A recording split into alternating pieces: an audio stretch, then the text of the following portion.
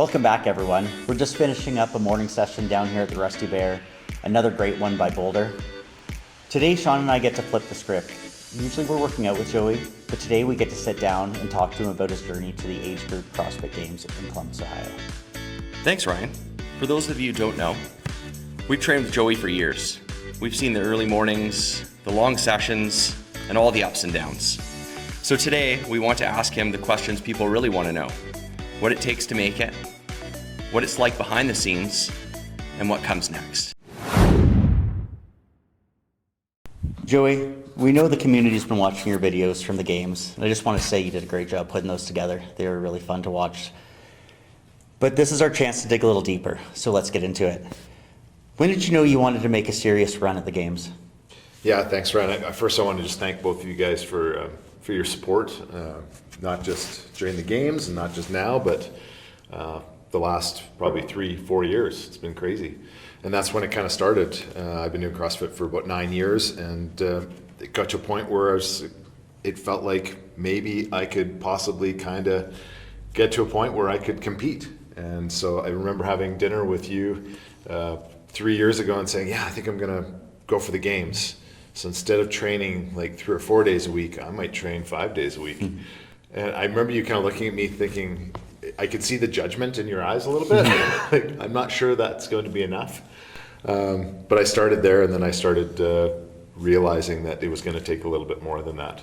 And one of the things I did is I looked online, I started Googling different people, and it just so happened that Jason Grubb came up. And so I reached out to him for his mentorship program, and he really was the one who told me what I needed to do to actually make the games. And then it's been a 3-year journey to get there. Yeah, absolutely. Like you've mentioned a few times, making the games was 3 years in the making. Sean and I were there the whole time, and it was a pleasure and an amazing journey to be a part of.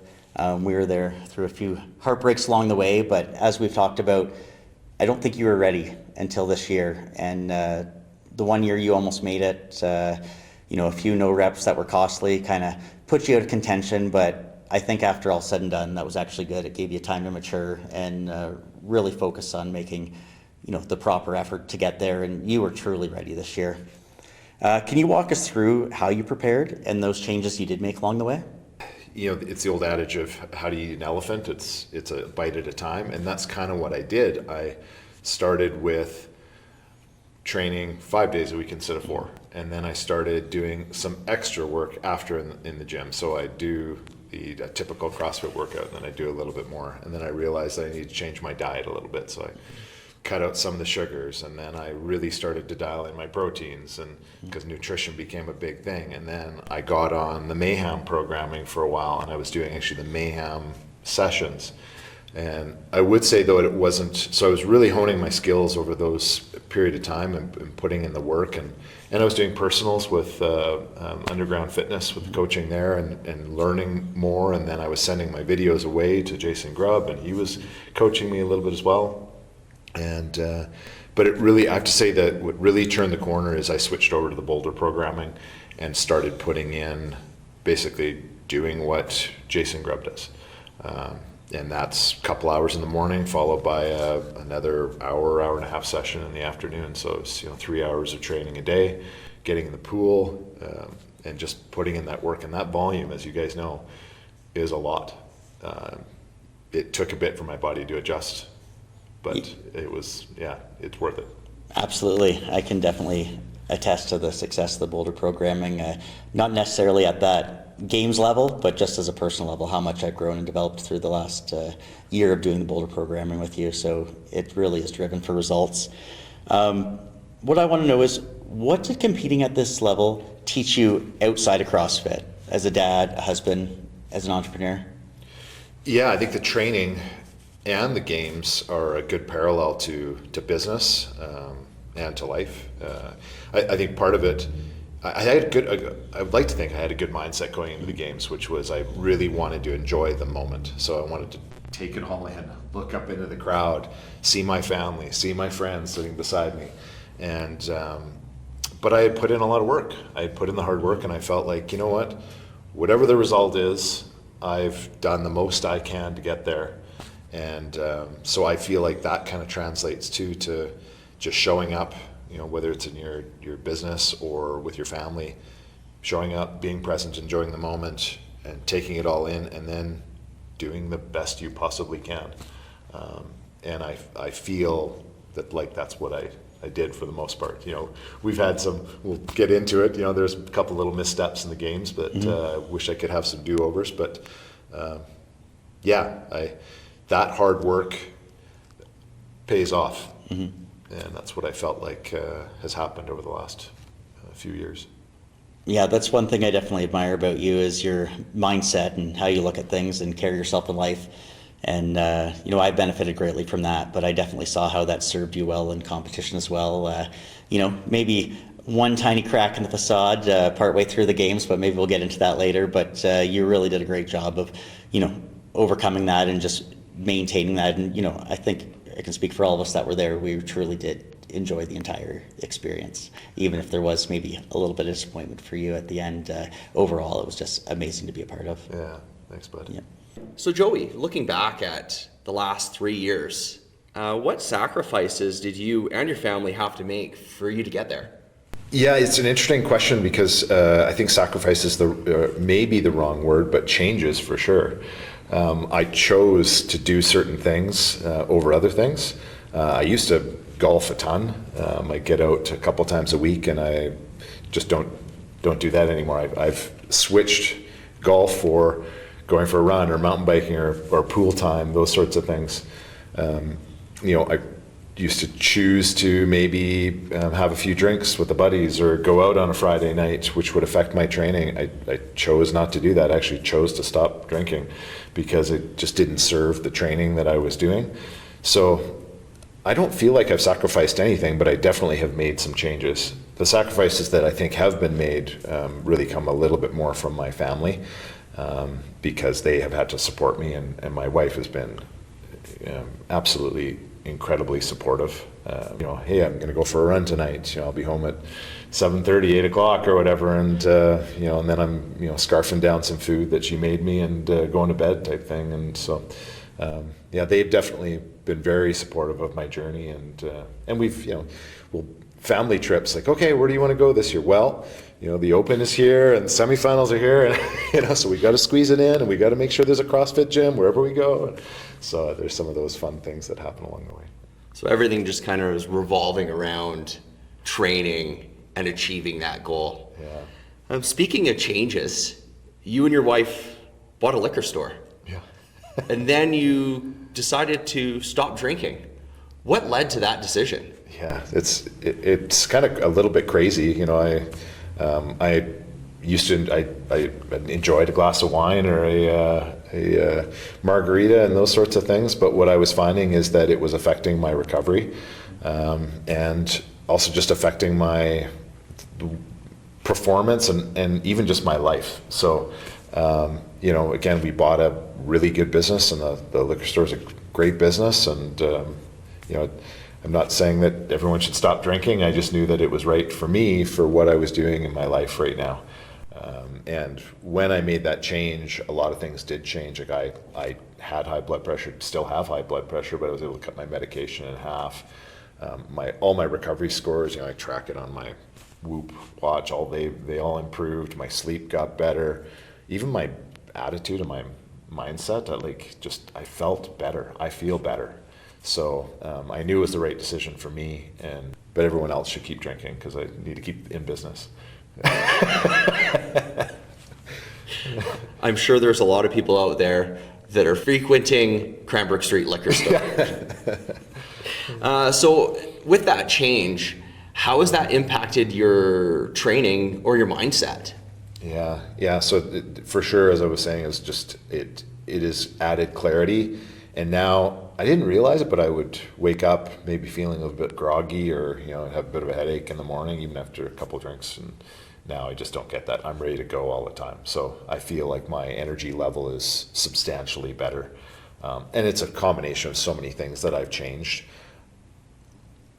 A lot of reading and research into recovery and sleep, and I've realized now too, I used to change. I'd go to bed maybe at 11, then I'd go to bed at 10, and now I'm in bed, within a half-hour window. between 9 and 9:30, I'm in bed and I'm asleep. And then just about every morning I get up at 5:30. So they say if you do it between that half-hour window, it really helps ingrain your sleep and you get better recovery out of it. So it's not just about the alcohol, it's all the things, the nutrition, the sleep, the fitness.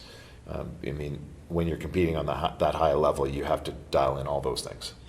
So really it comes down to consistency, and consistency in all aspects of your life, even those small little details, and even going to bed at the same time every night.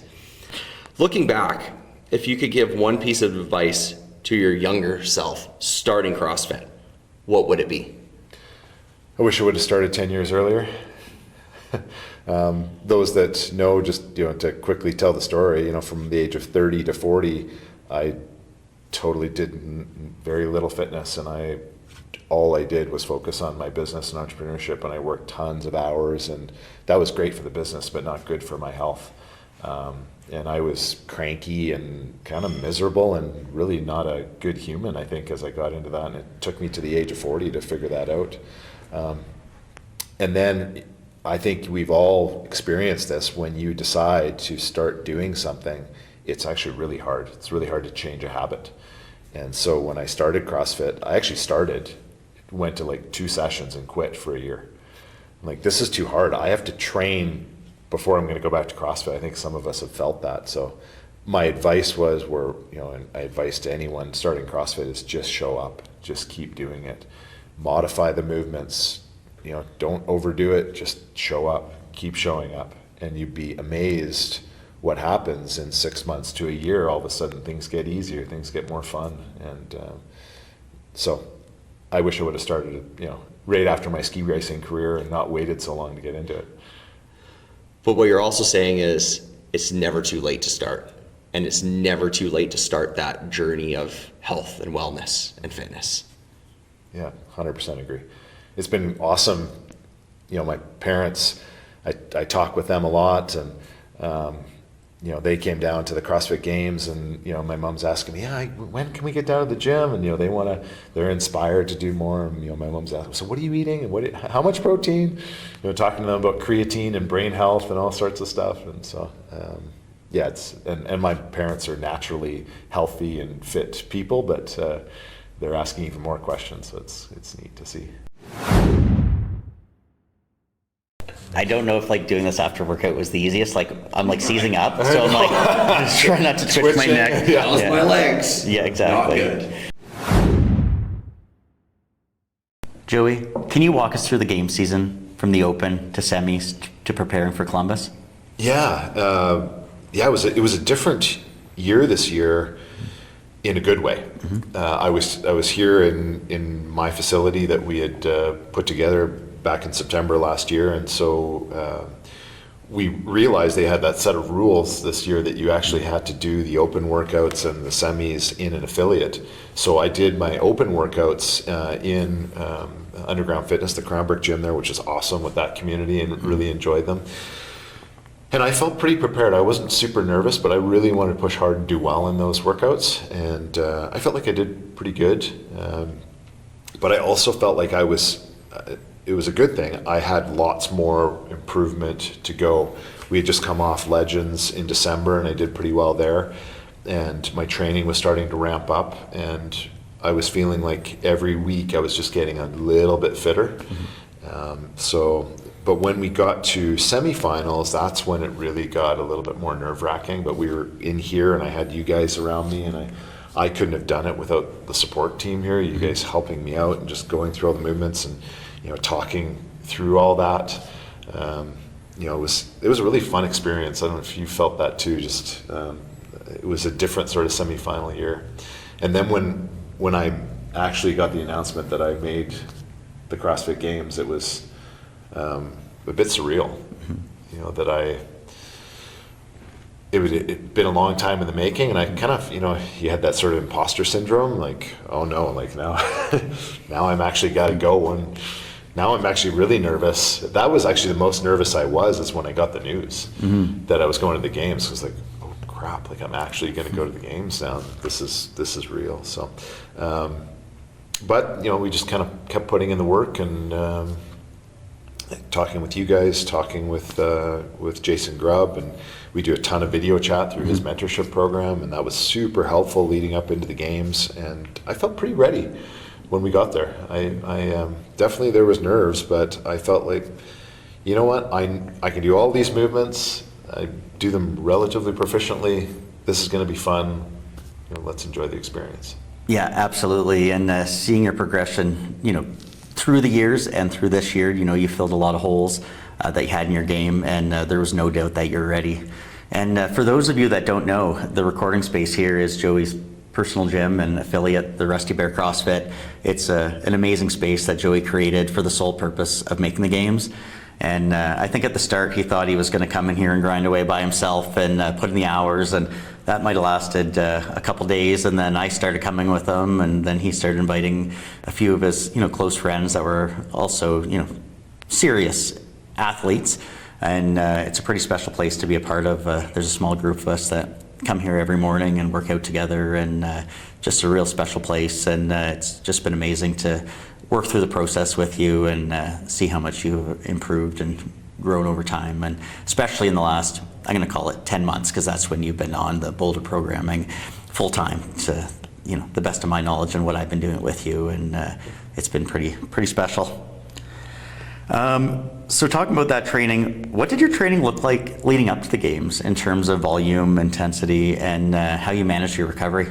I had that question from a number of people that, was there a pullback with, we definitely leading up to the last few days, we pulled back a little bit, but not much. Like it was go time right up to the games, and definitely the intensity ramped up, I would say, a good 6 weeks before the games happened. So it got more intense, the volume got bigger, more reps, longer sessions. We were getting here at 6 o'clock, and some mornings, it was fun to we'd be here in the morning, and some of you guys would stay here right to the end, and that might be 9 o'clock. It might be a 3-hour session, but some of us had to go to work, and so there'd be 8 of us that would start in the morning, and then there was 6, and then there was 4, and then maybe there was 2, and some sessions it was just me finishing off that last little bit of stuff.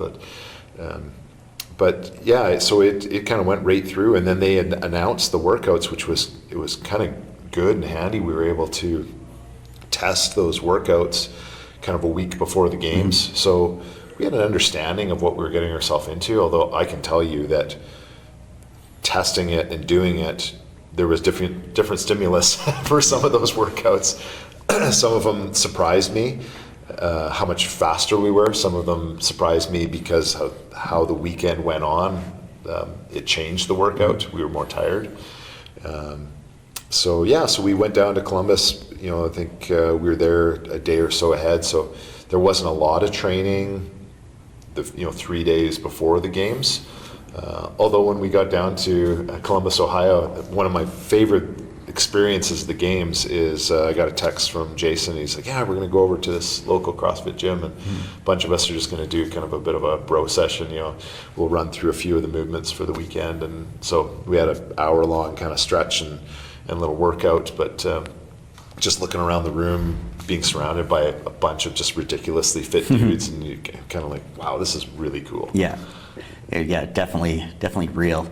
Talking about the difference in stimulus, I know we noted a few things. I was lucky enough to be Joey's coach through the games, and the one thing he pointed out is a lot of the transitions were different in the when we were trying the workouts in advance versus in the games. It turns out everybody's sprinting between movements, and one thing was off the starting gate. You don't get to start on the machine, or you don't get to start at the bar.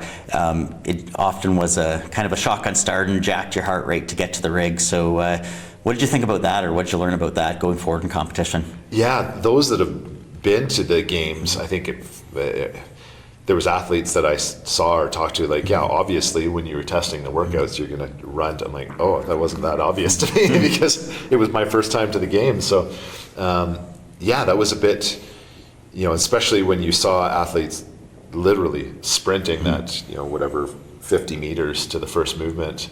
And that could, in a couple of those workouts, it made a difference that person being just 10 steps, or not even 10, a few steps ahead of you before they got on the machine, or even just being able to watch someone get on a machine just a little bit faster than you, or get off that movement and they're walking fast instead of you walking slow. So you really see at that high level how those athletes really know that they have to transition quickly. And I've gotten relatively proficient at it, but I've got work to do. Yes, well, I noticed you've been training that as well, which is very intentional. You're up there competing with the elite of the elite, and those small little things make a big difference when it comes to the top few positions in the leaderboard. So even though you really did look like you belong there, you were still a rookie at the games, and just getting some more competition under your belt. You're going to go in as a veteran after Legends and then getting back to the games next year. And I think those minor differences in experience are going to be a differentiating factor going forward. Through your training, was there a specific session you thought, okay, I'm ready for this? Yeah, I think there was a few times where I realized that my capacity had improved substantially. We've talked about it where it was really quite hard for me to do a 25-foot handstand walk. Something that was definitely a weakness for me. And through Jason's programming, I keep saying Jason's, but it's the Boulder Athlete programming. He's got so much handstand walking, so much ring muscle ups, so much of the gymnastic stuff. So we would get to a point where, yeah, I can actually do 10 rounds of this, no problem, or 50 feet, or now we're turning. I'm still not super proficient at it like you are. Ryan's an incredible handstand walker, but to walk 25 feet, turn, and then go back on your hands, or toes to bar, that was another thing that was just a little bit the capacity there, and now being able to just do those, pretty well, had made a big difference. So I felt like, I knew these were weaknesses. Now I'm proficient enough. I've always been a pretty strong athlete, so put in anything heavy, awkward, odd object, I'm going to do pretty well on. But the gymnastic stuff has come along. In those sessions, I realized, okay, I'm feeling like I'm prepared. Yeah, your handstand walks were looking great. I felt leading up to it, we were pretty much only walking on our hands. And then turns out they weren't even at the games. Right. Yeah. All that work for nothing. That's right. And let's hope we see them coming up at Legends so you can display all that work. Yeah. Mentally, what were you feeling the week before leading up to the games? Did you have some butterflies, or what were you thinking? Yeah, I had both. I had a couple moments where I did almost have that sort of feeling of a panic attack, where you get that nervous energy, that flush, and then again, I think just from historically, a lot of things that I've done, even the mental work that I did when I was ski racing, I was able to sort of calm that down and really tell myself that at the end of the day, it doesn't. It matters, but it doesn't matter. So what matters is that I'm there, with friends and family, and I'm enjoying the experience. And did I put in the work? And do I feel like I'm prepared? So I had to kind of go through that whole sort of analysis again and say, yeah, no, I'm good. I'm good. Just enjoy this. And so I kind of was able to turn some of that nervous energy into some visualize myself at the games, and that really helped too, to just sort of try to put myself on that stage, close my eyes, walk through it, feel those butterflies, but also visualize looking out into the crowd and doing those sorts of things. And so that made it a little bit better, but I'd be lying if I didn't say that I had some times where I just lied in bed thinking about the games and trouble falling asleep. But the closer I got to the games, actually the better it got. And I was nervous, but not. It was actually good, that first event being the run. I had pretty low expectations because running is definitely one of my weaknesses. So I was just like, I didn't feel like, okay, I'm not going to win this thing. So I'm just going to go out and give the best performance I possibly can. So it almost helped that was the first event for me, because I was able to just kind of calm my nerves and go into it. Yeah, I know you've come a long way with running, especially from when you started. I'm not going to say you're exactly built for speed. You're a solid mass of muscle. I'm not going to call you aerodynamic. But that said, the first event was a 7K run. We rented scooters the night before, which was a lot of fun to scope it out. Can you describe your feeling standing in the corral for the first time? Yeah. That made a big difference. Like Ryan, Sean, and I got those electric scooters. We're all there with our credit cards trying to figure them out the night before, and hopping on these scooters. And we didn't know it was a secret, so we didn't know where the route was. We just knew where the starting point is. So, we kind of went one way. I'm like, nah, it can't be this way, and then we went another way. And but it was down along a river, and that did help me just understand. It was pretty close to the route that we ran. But when we're standing in the, we got there a little bit early. We got all the check-in, all the athletes are there. But when you're actually there with 29 other dudes, and you're kind of looking around. I think I said this to you guys before, but I'm a pretty big, fit dude. But you go to the games, and they're all big, fit dudes. Yeah. So, it's not like, I stand out in some spaces, but I didn't stand out there. I sort of blended in. Yeah. And although I had an orange hat on, so I stood out like a road cone. But it was cool. Yeah, it was, just kind of looking around and seeing all these guys. And then how fast they started. I was like, so I tried to chase them, I think, for the first maybe kilometer and a half, and then I looked down at my watch and I'm like, this pace is not sustainable for me.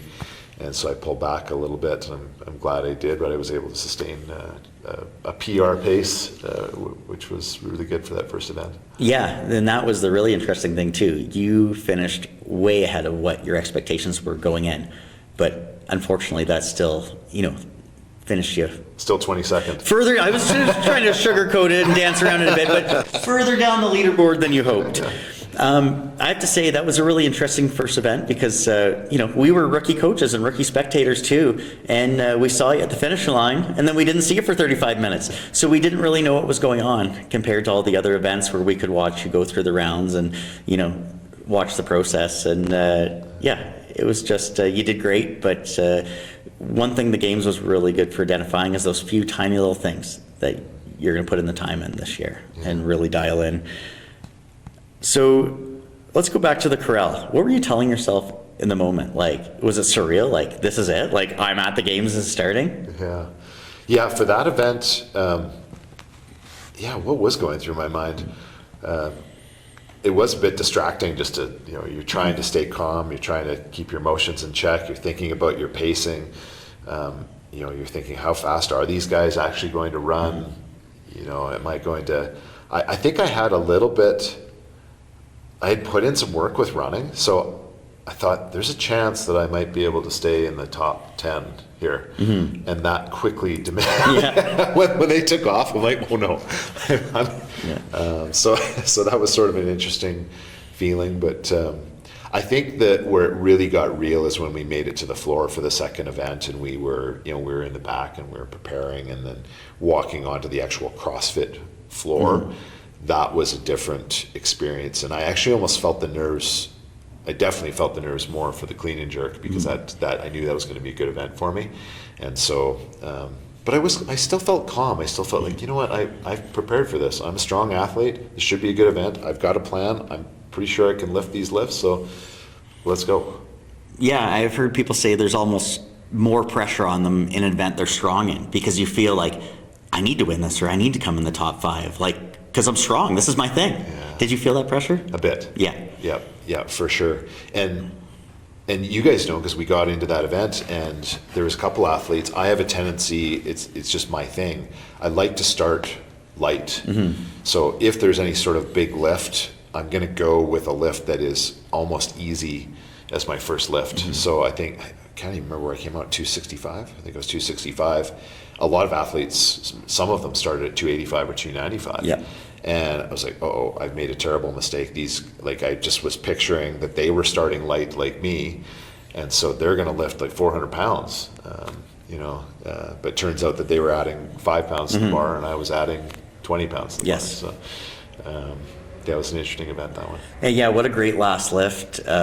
You PR'd it. When we look at the video, you had a lot left in the tank.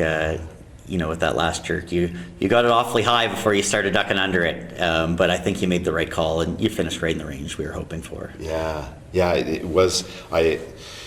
One of those pitfalls that I had was, 4 or 5 years ago, I caught a clean in a bad position, and I ended up pinching my wrists under the bar, and I ended up spraining both my wrists. And so you guys know I couldn't lift for about 6 months. Yeah. So that was kind of in my brain for a long period of time. Some of the training that I've been doing was failing lifts, so I would work on failing so that I knew where that bar was going to drop, and I was able to get over that sort of mental, because when I did it trying to hit a PR over 300 pounds. And so it took me a long time, years and years, to even to attempt that 300 pounds. And so my second to last lift, I had 305 on the bar, and it felt light. So when I caught that 305, it was almost like I had broken through this mental barrier that I've had for years. Yeah. And I actually was like, that was so easy that I wanted to grab more weight. So I started putting, I think, 10s or... Yeah, it looked like you were going to jump up to 325. I was going to jump up to thinking. 325. Yeah. That's what I was going to do. And I actually had one side on, and I'm like, 305, 325, maybe that's a bit greedy. So I ended up putting on for 315. But that 315 felt pretty manageable too. So... But yeah, it was great. I was super pumped that I got that. David Johnson was just ahead of me, and that guy's a beast. He was lifting crazy. I think he was 330 or 325, something like that. And pretty neat to see him there. But I think I could have matched his lift had I. Hey, I was pumped to be 315. I think you made the right call in the time, and it finished you in the place we were hoping. And no regrets. And going forward, I think you'll slap that extra weight on. Yeah. What I want to know is, I know how it felt as a spectator, and I can tell you, it was more stressful than I thought. But how does it actually feel to be on the competition floor with the crowd going nuts? Yeah, I could see the stress in Ryan's eyes, actually. But less stress and nerves and more good butterflies, and good sort of good feelings. It was pretty neat. You guys are wearing your blue shirts today, and we had everyone was in blue shirts or in the orange Rusty Bear shirts, and so seeing like this sea of you guys there was super special for me. And that whole crowd, there's hundreds of people kind of cheering you on. It really is kind of surreal and a neat experience to be there, and you kind of feel that excitement. And you feel it in the event, but I find like once I got into the events, it was almost like it's like narrows out. It's almost a bit of a blur, and you kind of block the crowd out, except for when my wife was yelling at me or those sort of moments. Yeah, pretty neat experience. Yeah, I know as a spectator, I'm going to train a little more coming up to the next games, where I'm going to start yelling weeks in advance just to build up to it, because I lost my voice. I was pretty hoarse for about a week after from yelling at you. Get to the bar. Pick it up. Yeah. I was tired. I know. So looking back, that whole week, was there any event where you're like, wow, that was really hard? They were all hard. Yes. Was there one that like stands out? Yeah. For me, there was a few that were. So it was interesting. The one that was terrible was definitely the kettlebell clean 18-minute AMRAM, just because it was torture. Your grip was gone. It was the third workout, and when we had tested that, both Jason and I chatted about this. When we tested it, we went through, so there was a row, and then there was 50 kettlebell hang cleans, which was really, that was the crux of it was just a lot. Then you went into some thrusters, there's toes to bar in there somewhere, then some single leg squats, pistols, and then you went back to the rower. And when we had tested it, we were coming off the rower with a minute or two left. When we did it in competition, we were getting off the rower, I think, with 4 or 5 minutes left. Yeah. And I could tell after, I was getting close to being finished my row, and I'm like, oh no, I'm going to have to do all of those cleans again. 50 more cleans. And again, it was not the cleans, it was just the grip and the bicep, the way you were doing the movement, it was really taxing for forearms and bicep. And so that workout was hard mentally to keep grinding it out. It was a good one for me. I ended up being 4th or something in that event. Pistols are really good for me, and that sort of grinder movement, through, so worked out pretty well. But the one that really I knew mentally it was going to be hard for me was the ring muscle up, overhead squat, box jump over it, and it was those ring muscle ups that my capacity has gotten so much better, but I'm still that amount.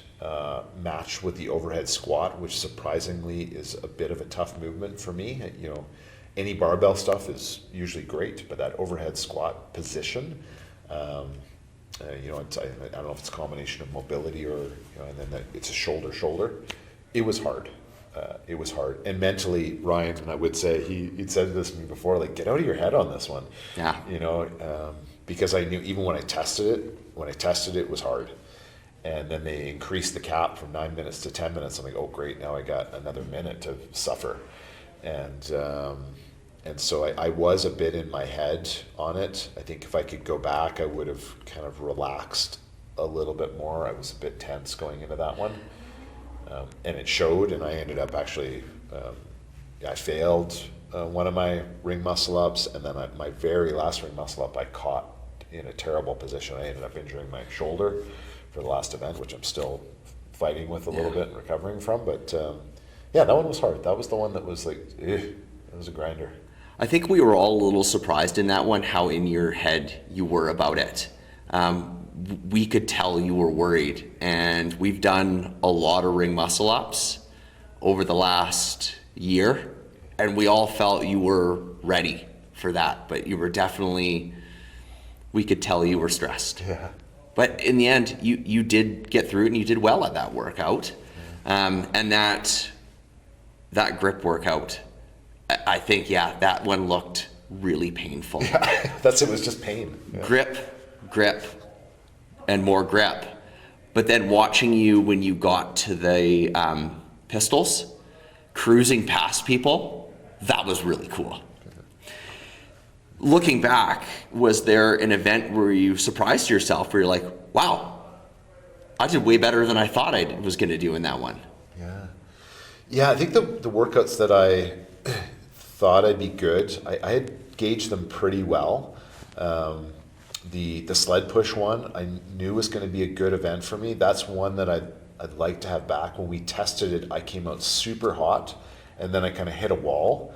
And so I had to really pull back. So I said, okay, I'm going to really pace this one. So I did. I came out quite conservative and was able to really pick up the pace. But I think, I was even, you guys were looking at the leaderboard, and I could hear you guys. You gotta go. I could hear my wife. You got move. And so that one was it was fun. But I wish I would have picked up the pace just a little bit more. But I ended up, I think that one I was, again, 3rd or 4th in that event. And as far as a surprise workout, I think I kind of did how I thought I would do in a lot of the workouts. But it sure is, it's always nice to, get that sort of 3rd or 4th instead of 15th in a workout. It kept me in the top 15, and after day 2, I think I was, again, 3rd or 4th place, somewhere in there, and 4th, I think. And I felt like, man, I'm in a good spot. I was hoping to crack the top 10, so to kind of be closer to the front felt pretty good. That moment at the end where you're trying to slide the sled across one more line to get that last rep to get ahead of people was awesome. Yeah. No, it was crazy, that last little bit of the workout. In the last minute, I pushed harder on that sled push to really pick up the pace, and I could see I was gaining on Kane because he was right beside me. I was gaining a little bit, and then I was like, man, I could pass him. And I pushed so hard, and the sled jammed on me a little bit there. So then I finally, was able to kind of push. And the last one, I just pushed it as hard as I could to try to send it. That was such an awesome moment, watching you just slide that sled across the line and falling to the ground to finish the workout. It was pretty cool. Yeah, 3 minutes of pain. It was, it felt pretty painful. Yeah, that one looked like it hurt a lot. But anytime you get those like high intensity sprint workouts, it's gonna hurt. Yeah, for sure. So 8 challenging workouts over 4 days. That's a lot of volume. How did your body hold up? Yeah, good. It is a lot of volume, but the training that I've been doing is a lot of volume. So I didn't feel so much like, it was less about the volume and more about the intensity. And I felt that before when I went to Legends, it was a similar thing. You know, we're actually training less, but it's an all-out effort every time. So the body held up pretty good. Like, I had guys that were saying that my legs are destroyed, and my legs had actually felt pretty good. And actually, I would attribute it to where our house was. Just about after every workout, we decided to walk home, and we did that 15-minute walk. And that kind of allowed my legs to just kind of recirculate a little bit. And so I never felt so much like my legs were fried, and I felt like my energy level was pretty good, with the exception of maybe the last day. I was definitely a little bit tired and beat up, because that Saturday was a lot. 3 workouts, 3 pretty intense workouts with some tough movements in there. And with the last one being that ring muscle up one. So that was where maybe I felt the end of Saturday, I was feeling a little bit wrecked. Yeah, that's a lot of volume over a short period of time. And with that volume, nutrition's really important. What did that look like that week? Do you feel you ate enough? What types of things were you eating to fuel your body for that volume? Yeah, thankfully I'm a pretty good eater. I was listening to other athletes saying that they have trouble keeping food down. Not really a problem for me. I like food. I don't feel that nervousness affects what I eat, but I don't change. So, you know, I eat a fair amount of yogurt. I stick with the yogurt. I then make a big plate of eggs and egg whites, you know, for my breakfast. So stuck with that program. The only thing I changed a little bit was one of Jason's YouTube videos. He talked about peanut butter and jam sandwiches, and so I had actually tested it before the games. I had, you know, just snuck a few of those in for energy. I'm like, yeah, that worked well. I digested that well. It sat pretty well. So on a couple of those days, I just slammed back a couple of PB&Js, and that was actually a perfect little snack midday. But it was awesome. We were staying in a house, all of us, we had 11 of us in a really cool Airbnb, and everyone chipped in and made some great dinners. And so we had, you know, high levels of, you know, just chicken and rice or whatever. We had that smoker going out there, and it took forever to cook, but it was it was delicious. And yeah, it was. So yeah, I pretty much stuck to my diet and my calorie intake, with the exception of a little more sugar throughout the weekend, just for energy. There was no shortage of really good food in that house. Yeah. I think we all ate really well that week. You mentioned the walks back from the venue as part of your recovery. What else did you do sort of before or even after the workouts as part of your sort of recovery? Yeah. There was cold plunges throughout the venue. The Boulder booth had cold plunges there, but I kind of felt like I wanted to just get back to the Airbnb. So one of the things I did most nights is, you know, you guys went out and got me some ice, which was great, giant bags of ice. And so I filled the bathtub upstairs, and, you know, had an ice bath most nights, you know, try to get the inflammation down. You know, I have a red light therapy. So, you know, when my shoulder was a bit buggered there, I was doing that. I've got a lacrosse ball, so I'm doing all sorts of mobility and foam rolling and just trying to keep my body limber. So I was doing that in the morning and in the evening, just trying to get my body recovered. Lots of water, you know, lots of electrolytes. You know, so I felt like I did all the things that I was supposed to do to keep my body in a good spot, and was able to maintain that, whether it was diet or you know, some of the recovery stuff, or even the sleep. There was only one night that I had trouble sleeping. You know, surprisingly, the night that I slept the worst was the night after the games. I was going through what if I had done this and what if I had done that? Would it have changed the outcome? That was the night that I didn't sleep. The other one, so yeah. I know something that I always think about when I'm watching the games or even the games documentaries, even when we were there watching as spectators, what was it like in the warm-up area? Like, what was the behind the scenes like with all the other athletes? Yeah, that's a cool experience. One that surprised me a little bit, just how unique it is. It's corralled off, so only myself and the coach can be back there. So Ryan was back there with me, and I'm sure he could attest to just how it felt. You know, there's a little bit of gamesmanship going on back there. It's a bit of both. It's like, you know, it's a club, right? You know, you've got 30 of your peers back there, and they're extremely fit dudes, and so there's some camaraderie. Like, you're getting to know these people. You're having conversations before and after, and they're really cool guys. They're like-minded guys, but we're there to kick each other's asses. So like so, you know, you're kind of like, you're friendly, but you're also want to destroy them a bit. So it's like this fine line. And then you'll see some interesting stuff when you're in the warm-up area where guys are doing really fast reps. You're like, holy cow, are they going to go that fast in the workout? You know, that seems crazy. Like, and they almost get in your head a little bit. And I think they're doing it intentionally. Or, you know, they're doing a clean weight. You know, we're about to go on the floor, and man, they're lifting heavy. I can't believe that they're going to that weight in the warm-up. So there's this kind of sort of back and forth gamesmanship, and you know, and you got guys that are saying, "Oh man, those are beautiful ring muscle ups." Like, wow, you're going to kill me on the, you know. So you got this sort of, it's interesting. It's really interesting to watch and to be you know, experiencing that as you go. And then, of course, when they call you all over there, they're calling your name, and you're standing against the wall. I don't know why they do this, but we're all wide guys, and they put numbers on the wall, and they put them like inches apart, and then we're supposed to stand in the line, and there physically is not room for us to stand in that lineup unless we were like we'd have to be like cheek to cheek. It's not. So you got people sort of staggered, and it's kind of hilarious actually. So that part is kind of cool. And then of course they call you and you start walking, and there's a bit of, there's probably, I don't know, 300 feet or so before from the warm-up area over to the floor, and it's all curtained off. And so it's kind of, it's like you're walking onto the stage. You come around the corner, and the announcer's, announcing everyone, and that's when it becomes real for sure. It's, you see the crowd, and you're like, okay, it's go time.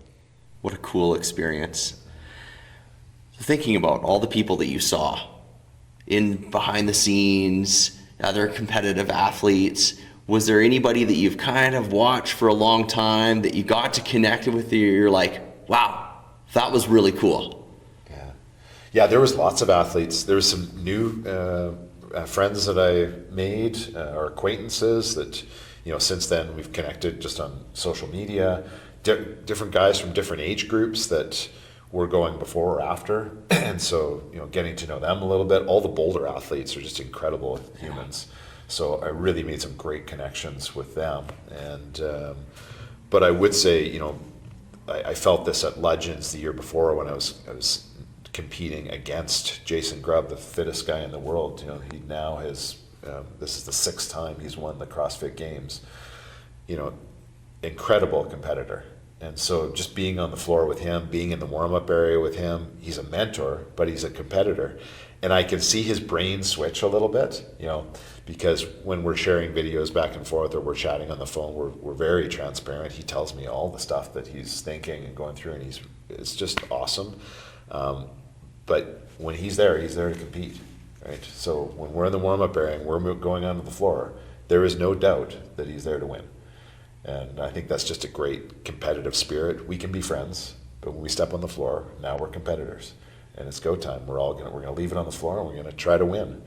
And then when it's all done, we're gonna shake hands and hug, and it's gonna be awesome. But so yeah, it was neat competing against him and others, and to see there's some incredible athletes. thinking about everything behind the scenes, was there any funny moments? Anything weird that happened back there that you could tell us about? Well, I'm just going to say that I have a gym bag that is green, and it has a boulder patch on the bag, and then it has a black water bottle in the side. And just about every event, I had an athlete go over and try to, and physically would open my bag and then be like, "This isn't my bag." So it just so happens that that athlete is someone that I look up to. And so I would ask him, "What bag are you using? And what, what training program are you on? And what shoes do you wear?" And so I've got like all the same gear as that athlete. So that's why he would just go to my bag thinking it was his. So that was kind of funny that he almost got mad about it at the end. He's like, "Come on, you got to get a different bag." 'Cause I think walking down the sidewalk and Ryan getting hit by a shoe, some rando came up and hit him with his shoe. That was kind of interesting and hilarious. I think he deserved it. Maybe. I had it coming. He had it coming. Totally unprovoked. What an odd moment. Someone throws a shoe at you. Like, you could never predict something like that. No, right out of the blue. I was in the middle of the pack too. They singled me out. Yeah. I was shocked by it. Like, a shoe? Yeah. Who does that? Yeah, another funny moment was getting tested. It was a bit of a shock because what they do after the last event, nobody knows where you. So they take you into this cage. It's all corralled off. And they're like, "Okay, you have to stay in here." And they take your water bottles after the workout. You're not allowed to take a sip of anything either. They say, "Don't collect all your water bottles, all your stuff," and they put you in a corral. And then they tabulate all the results, and it just so happened that I was in the top 5, so they called my name. I'm like, "Okay, now what do we do?" So then they took us over to this P test area, right? Because we got to get dope tested. And so you come into the room, and it is kind of hilarious because you walk in and they've got an iPad with a waterfall so you can hear the water dripping off the waterfall. Before a big workout, you have to pee like crazy. Right? It's just that nervous, I don't know, your body is clenching or something. But now the event is over, and it is actually really hard to pee. Mm-hmm. So they got water in there, they got snacks, and you're all sitting in there with a bunch of fit guys trying to wait to pee. And then you have to say, "Okay, I think I'm ready." And you got to go in and you got to pee in front of a guy and come back with your sample. And for some guys, like I was thankfully able to fill the jar, but there was other athletes that only half filled it, and then they got to sit there with their jar of pee and keep drinking water until they have to go back in the room and fill that cup. And then after all that, they dump half of it out because they have to fill these little containers, and so it's like valuable stuff. Anyway, that was a pretty neat experience. One that I hadn't thought about having to do, and so to go through with it, to have to do that was kind of hilarious and fun at the same time. Joey, you had a super strong support crew there in Columbus. If they were giving out points for largest entourage, you would have been right up there in the top few. What did it mean to you to have your family and friends there? More than you know. Mm-hmm. There's a couple times that I got emotional over the weekend, and it had to do with having you guys there. Mm-hmm. And I obviously had my wife, I had my youngest son there, my parents were there, you guys were there. There was 11 of us, and looking at you guys in the crowd made that event special. So I don't think it would have been the same for me if you guys hadn't have been there. So yeah, those moments, the memories from the weekend of seeing you guys there, hanging out at the house, I think I'll remember those almost as much or more than the actual events on the floor, which I kind of block out and get all delirious on because my brain shuts down. Yeah, I couldn't imagine how different the experience would be, just you and Christine going down there and renting a hotel and going back to it. Like Joey said, Joey and Christine rented a super nice place for us to hang out at and stay at, and those are the things I'm going to take back too. Like I loved watching you, love the events, but just in the in-between times, all of us hanging out and having meals together, and that was a really special part of the whole experience too. Yeah, 100%. Yeah. I was wondering, did you connect with any athletes that you've looked up to for years? I had a relationship with some athletes through training. But the Boulder crew, there were some guys there that I met that were some super nice guys. Josh probably would be top of the list. You know, we had spent some time doing some other YouTube stuff and beginning to know him. He is just a gentleman and a heck of an athlete.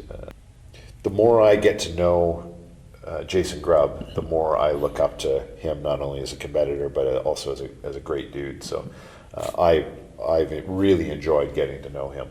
The Jason you see in YouTube videos, pretty authentic to the way he is in real life. Just a friendly guy, very helpful, willing to share his information. And Yeah, definitely. After the games, you guys hosted a bit of a wrap-up dinner at the Airbnb there, and just even I thought it was super cool to have that opportunity. I kind of waited till the night died down and I could sit next to Jason and talk to him and hear some of his stories. And like you mentioned, Josh there too, just such a nice guy. And, they were just so funny, and just, it was great to see them, off the floor and that just human side of them. And such a good crew, that Boulder group. Yeah, but we had a surprise guest come to to the party and introduced himself. And I thought I caught it, but I didn't quite hear what he said. And then throughout the evening, I got talking with this gentleman, very, very nice man out of California. Introduced himself again, and turns out that he owns a little jump rope company, RX Jump Ropes, and so he did like a full-on skipping tutorial for us. And I was just like enthralled with learning from him. And I'm heading down to Power Monkey, and I'll spend a little bit more time with Dave down there and get to know him hopefully a little bit better. And a great surprise guest that showed up, and to hear some of his insight on biomechanics and how you should be training versus how you should be competing with the skipping rope. And I just kind of snuck in there that I tend to stick one hand out too far, and what can I do? So I got a little tutorial in there as well. So yeah, insider information, insider info. So that's going to be great when you go down to Power Monkey and get to work with them some more.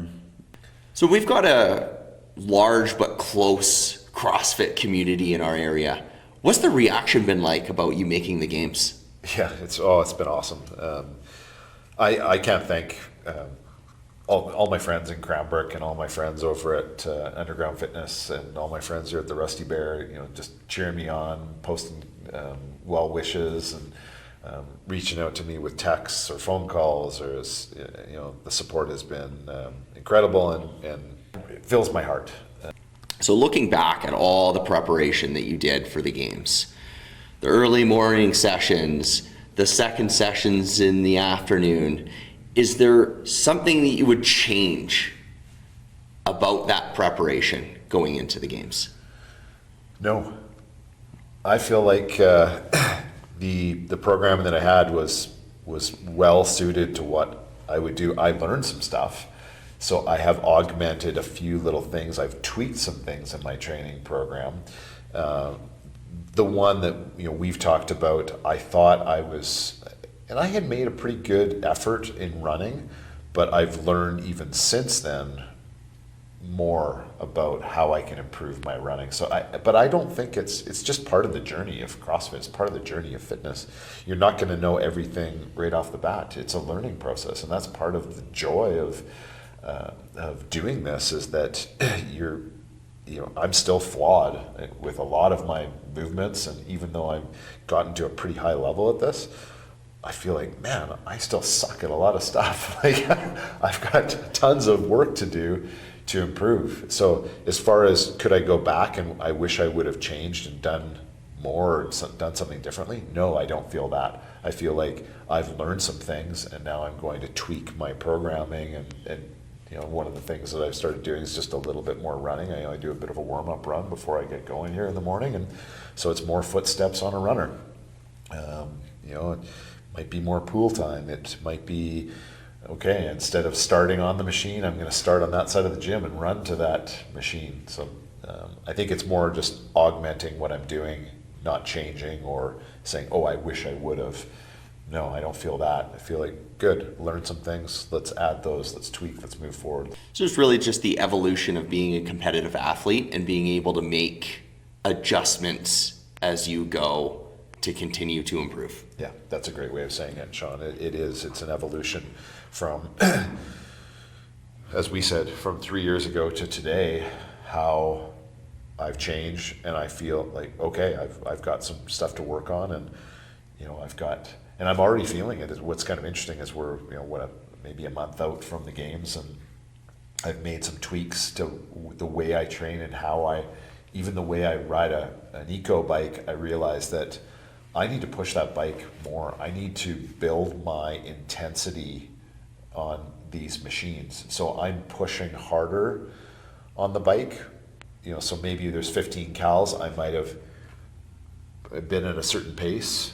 No, I need to challenge myself to push that a little bit more and just feel different speeds, right? Skip slow, skip fast, right?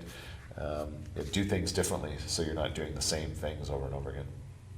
So thinking about this last 3 years and all the time you spent in the gym with that goal of making the CrossFit Games, do you feel you've checked that box now? Or are you hungrier than you were before? Yeah, I'm hungrier. Yeah, I think it's just the nature of what happens when you achieve something that you've set your mind to for a long period of time. I guess there's two things that can happen. Yes, you check the box, but no, I definitely do not feel that way. I came back from the games feeling more fired up to push. There was a bit of a let off for sure, and it didn't help that I was injured when I came back from the games. So I wanted to come back and train with some intensity, but it was maybe a good thing to slow down a little bit and just let my body kind of recover. And I'm still trying to do that. My hope is that I can qualify in the Open. We've got a plan in front of us. They just announced it, that there's going to be the Open, quarterfinals, semifinals, and then the Games. And I hope that I can earn a spot in the Games next year. I age up into the 50-year-old category, and I'm hopeful that I can qualify again, and I'm hopeful that I can compete well and push hard. It's my hope to make the Games this year and then learn, and then hopefully make it again and do well. But I exceeded my expectations this year. I was hoping to make the top 10, and I was 5th. So, but yeah, I'm more fired up to go for next year for sure. I think we're all more fired up to see the 2026 CrossFit Games season for you. So they've just released what the season's going to look like. What are your thoughts about it? What do you like? What do you don't like? I've had a chance to look at it, and I do like the way they've laid it out. Part of me, I like that they added the quarterfinals. I like for CrossFit that they added quarterfinals and semifinals in again, because I think it's a great opportunity for athletes to get to experience that quarterfinals. I know you guys, a couple of years ago, both qualified for quarterfinals and went and did the workouts, and it was a great experience to kind of do more competitive workouts again and challenge yourselves. So I think bringing that back is really, really good. And it does add another element, another weekend where you have to push and you have to increase your intensity, and it kind of messes up your training a little bit. So there's a yin and a yang to it, but I'm excited for the season. I'm most thankful that CrossFit has announced it now. It feels a bit earlier than it has been. Sometimes we're waiting right up until December to even know when the Open dates are. So I'm really glad they've got out ahead of that, and I hope it's going to be a great year. So with the CrossFit Games continuing to evolve, where do you see the Masters competition going over the next, say, 5 to 10 years? Yeah, I hope, and I think it's going to continue to develop. I'm an older athlete. There's not too many sports where you can challenge yourself like this and compete on a big stage like this against athletes all over the world.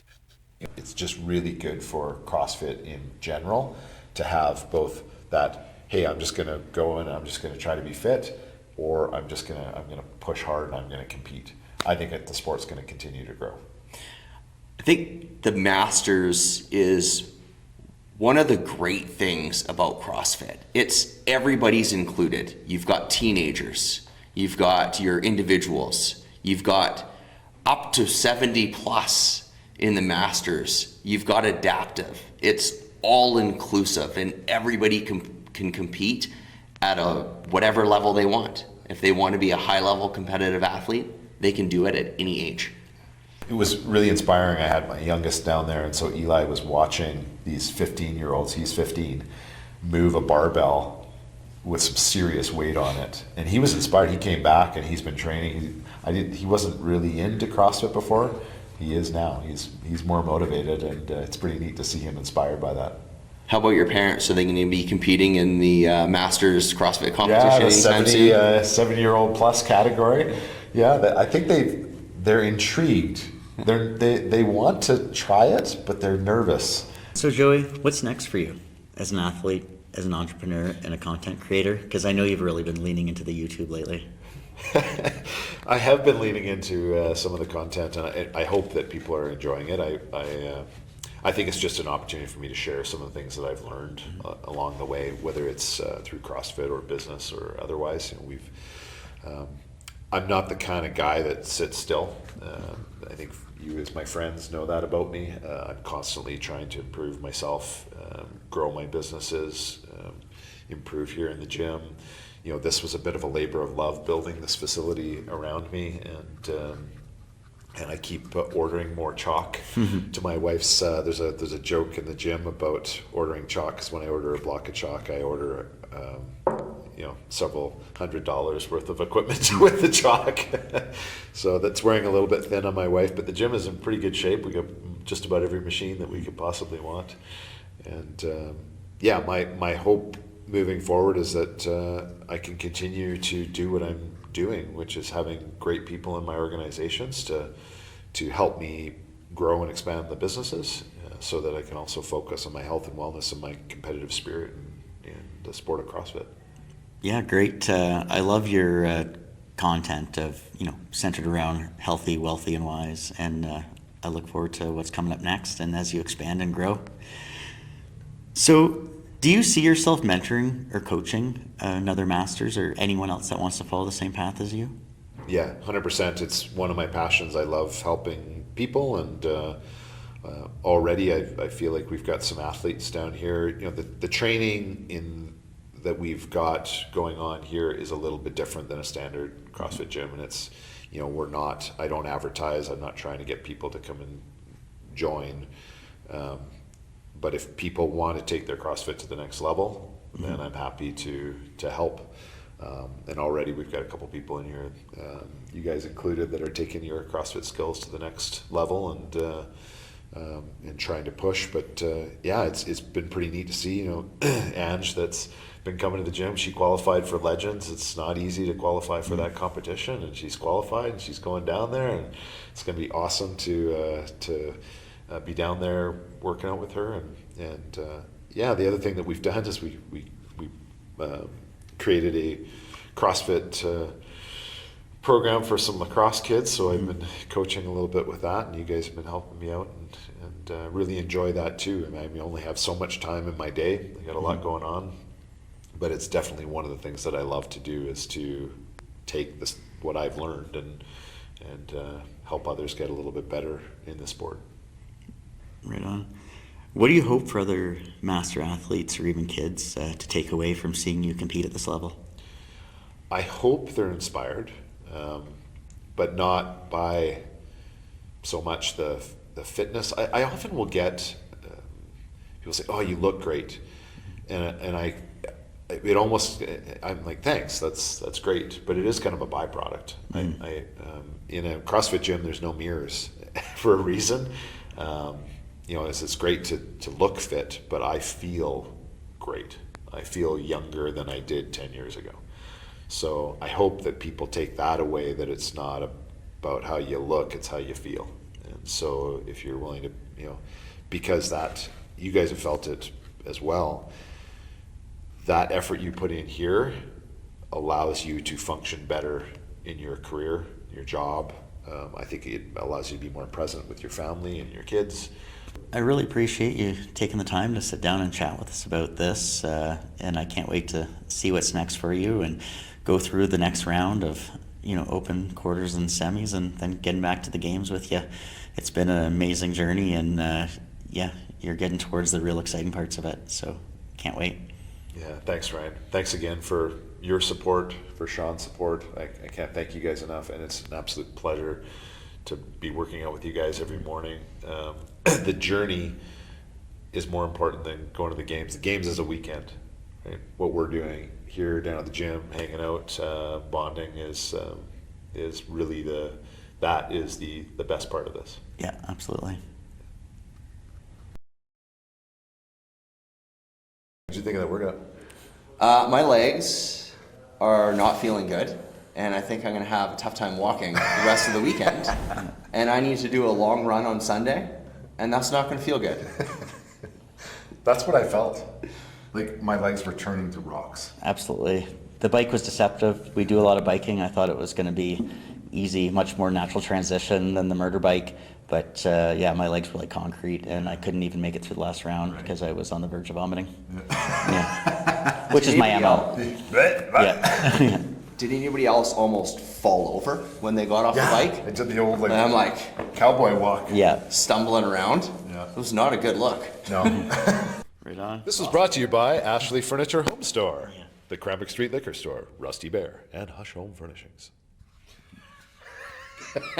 Plug in there. Whoa. What time is it? 9:30. Oh my God.